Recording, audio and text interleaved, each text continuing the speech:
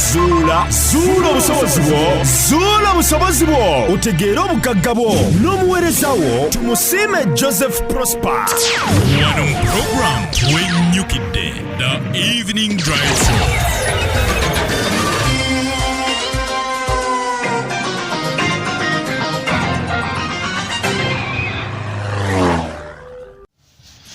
Mikwano gyaffe mbalamusizza nnyo, Mukama yebale bakuuma abawuliriza ba program twenyukidde era nebaza Katonda ampadde omwaganya ne leero okubanga tuwuliziganya nze naawe. Mpitibwa tumusiime Joseph Prosper akutusaako akanyomero kano, zuula obusobozi bwo otegeere obugagga bwo. Kabeerawo okuva ku Monday mpaka Friday ku ssaawa 11 n'eddakiika 11 wano ku mpewo za 15 katonyeze 3 Amire Radio, era nga kutuusibwako bannaffe aba Sero Company Limited, abakozi b'amajaani aga Sero Spiced Tea ne Sero Soya Chai. Bwobanga wali agadde okwegulira ku majaani gano osobola ogasanga mu supermarkets n'amaduuka agakuli okumpi, oba okubakubira ku namba yabwe y'essimu ezo ze tusoma nga tutandika oba wali eri nga tumaliriza. Obubaka bwaffe buno bulikodingibwa era ne bweditingibwa aba Basilia Media Solutions abakola video production ne audio production awamu ne online marketing and advertisement, bakola ne graphic designing and printing. Bakugamba nti bwe oyina emirimu egifaanana bwe gityo osobola obatuukirira ku namba yabwe ya WhatsApp 0777667080 ne mbanga musobola okwasaganya ne abo aba Basilia Media Solution.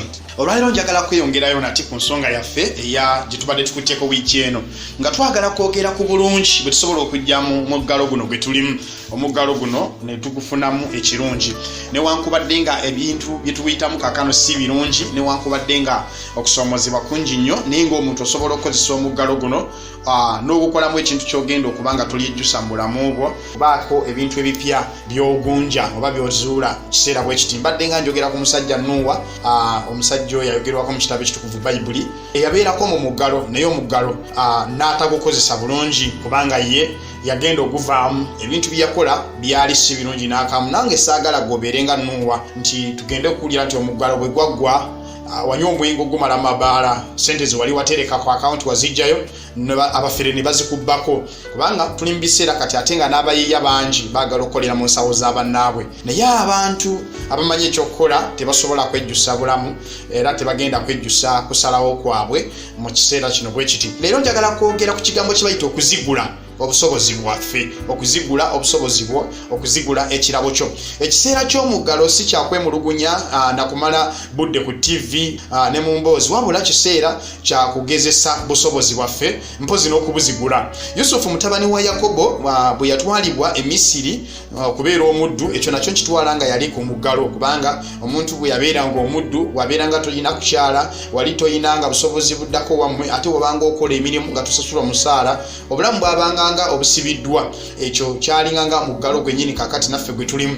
Naye Yusufu yafokasinga obulamu bwe ku kuzigula obusobozi bwe kubanga Yusufu yalina ebirabo bibiri Katonda bye yali yamuwa ng'azaalwa. Yali n'ekirabo ekisooka yali muloosi wa birooto nga Bayibuli bweyogera mu kitabo kya Lubereberye essula eya 37.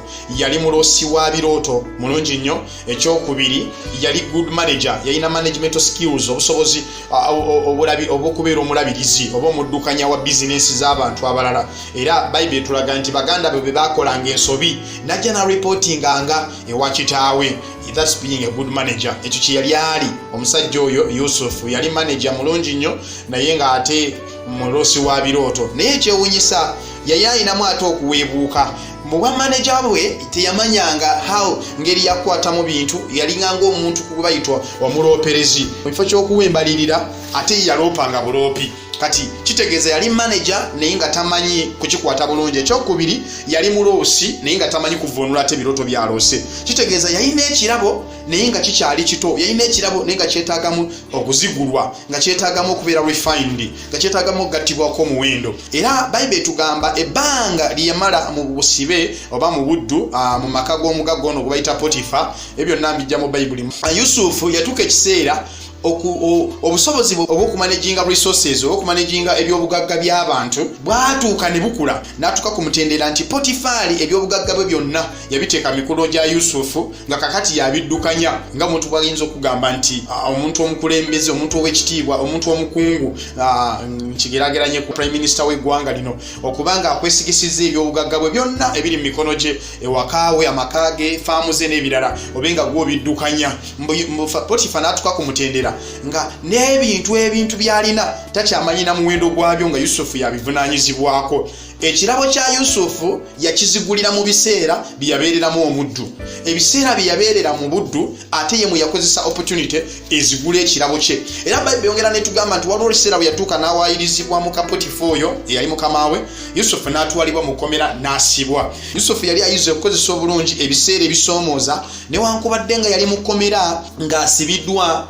Ate Bayibuli etugamba nti yagatta omuwendo ku kirabo kye kino ekyokuloota ebirooto n'abanga akigasseeko obusobozi obulala nga taloota buloosi naye nga vvuunula n'okuvvuunula. Omanyi omuntu bw'aba muloosi wa birooto naye ng'ate tamanyi bivvuunula ate abaako kyaweebuuka kubanga alootera abantu ebirooto ate n'abaleka nga tebamanyi na kye bitegeeza. Naye Yusufu yatuuka ku mutendera kakati nga taloota buloosi nga n'okuvvuunula. Yusufu ekirabo kye ekyokubeera manager kyakulira mu buddu. Kyokka ate ekirabo kye ekyokuloota n'atuuka ku mutendera oguvvuunula ebirooto kyakulira mu kkomera. Singa Yusufu yali muloosi buloosi nga tamanyi kuvvuunula birooto ewa kabaka, Falaawo teyaaligasizza era tebandimuyise kuvvuunulira Falaawo birooto. Naye ekirabo kye yakijja ku mutendera ogw'okuloota obuloosi n'akiteeka ku mutendera ogw'okuba nga kati ayize n'okuvvuunulira abantu ebirooto. Ntegeeza ki? Naawe osobola okuba nga obadde olina ekirabo ky'obadde olina, oba kyakuyimba, oba kyakuwandiika, oba kyakusomesa, oba kyakubajja, ekintu kyonna nga kirabo nga busobozi obulina. Ekirabo kyo nga kirina we kiweebuuka.